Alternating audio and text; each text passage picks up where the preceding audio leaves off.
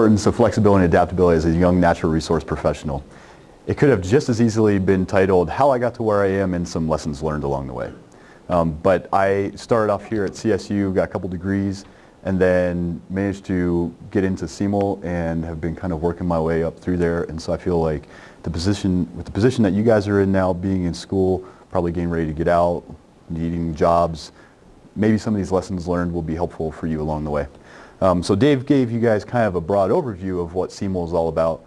I'm going to talk more specifically about some of the project work that I've done, and I encourage you guys to ask questions along the way. We don't have a ton of time left, which is fine, but still, ask questions and we'll play the time card as best as possible.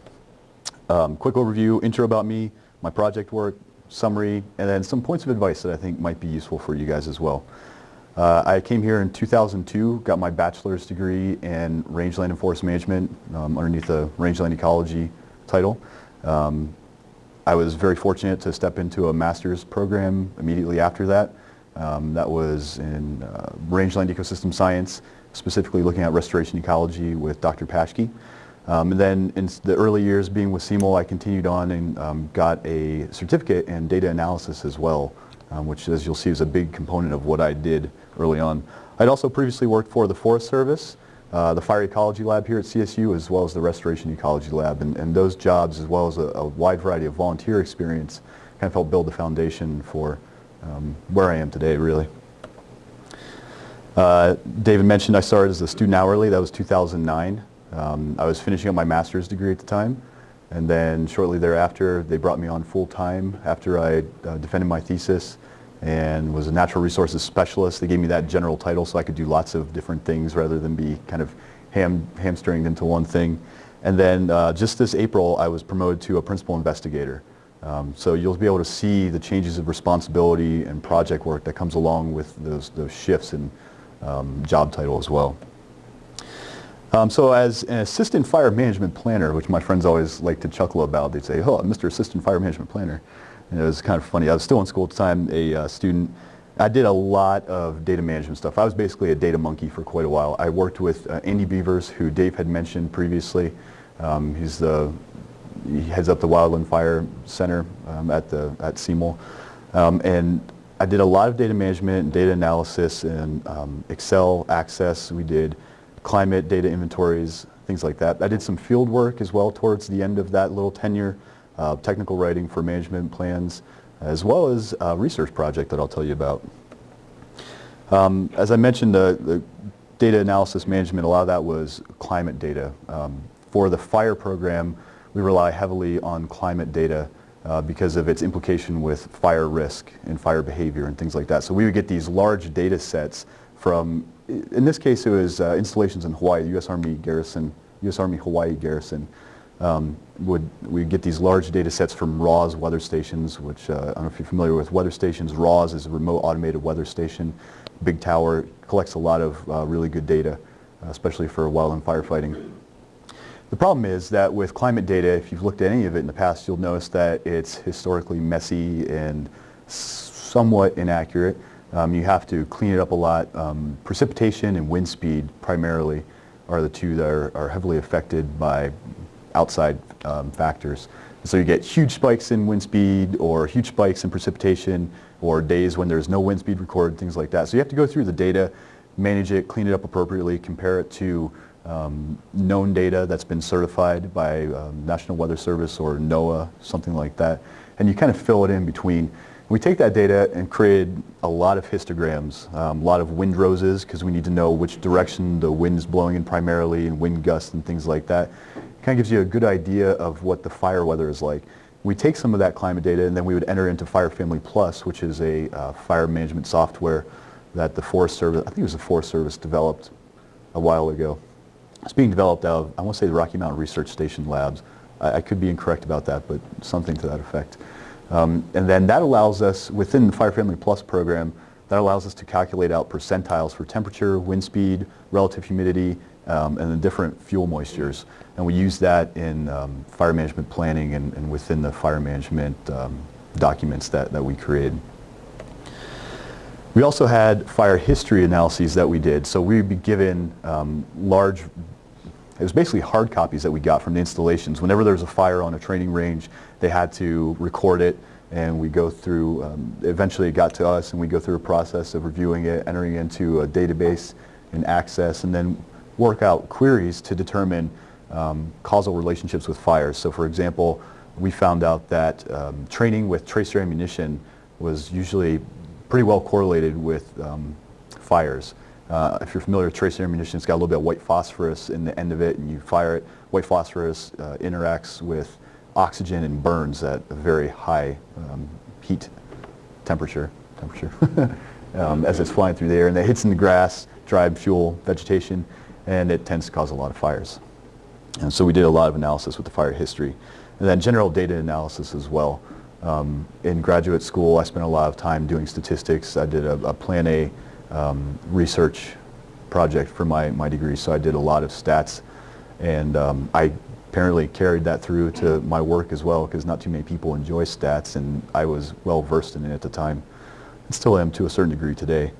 But one thing that I want to point out, with all the analyses that I did, I still made it a point to take advantage of the resources that were here on campus.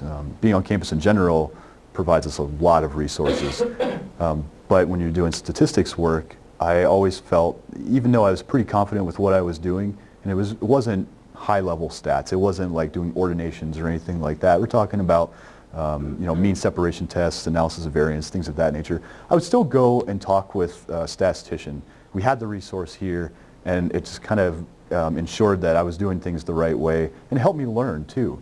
I mean, by talking to other professionals and people who have been doing this a long time, it was ensuring that I was doing things the right way, but it was also giving me the opportunity to learn as well.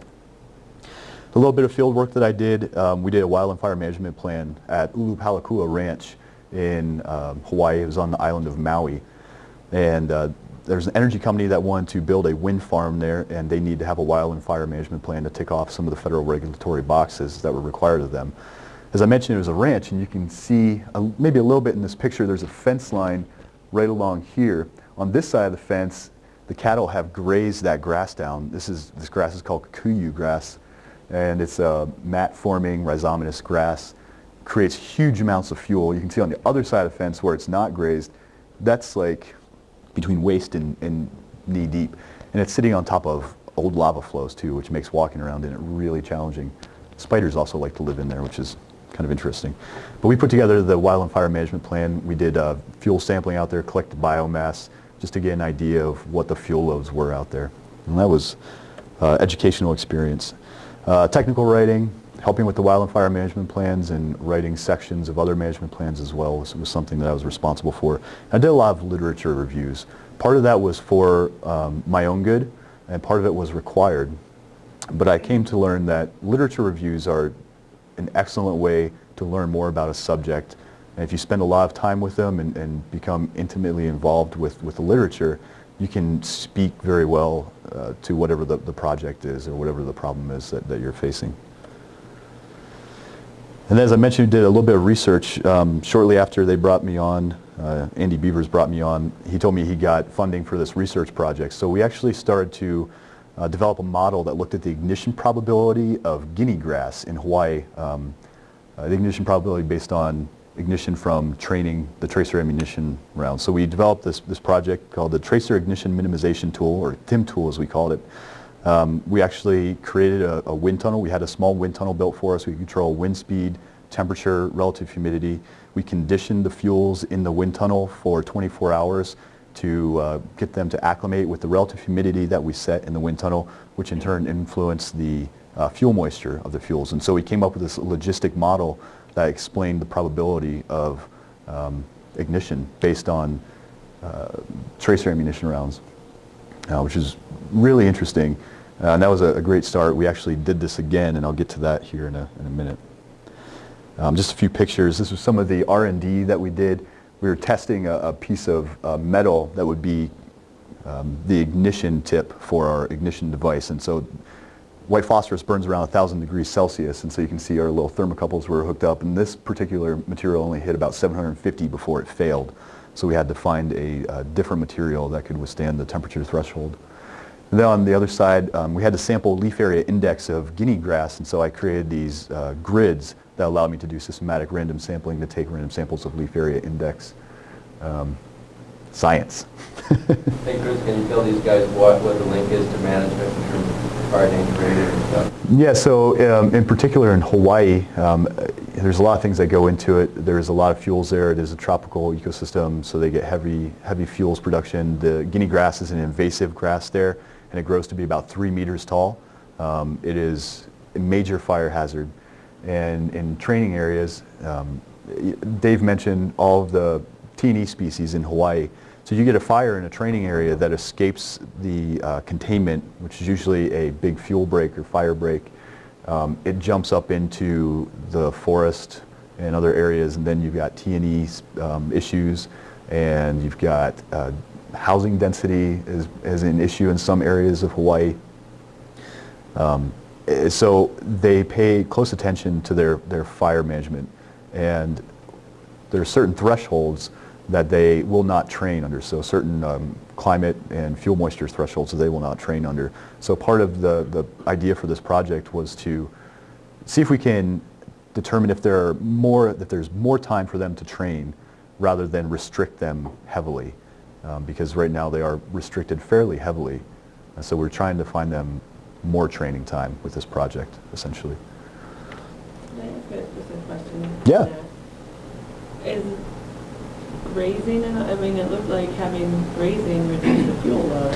Is that a management consideration? Yes. There are some areas where they're able to graze, and it's very effective. There are installations that use grazing for creating fuel breaks, and goats, sheep, cattle. We often recommended those in grazing management plans because they are so effective. And so that is something that is taken into consideration. Some places it's harder to do if there's a lot of UXO around the impact area, unexploded ordnance. So impact areas where they fire, bombs into, essentially they mortars, things like that.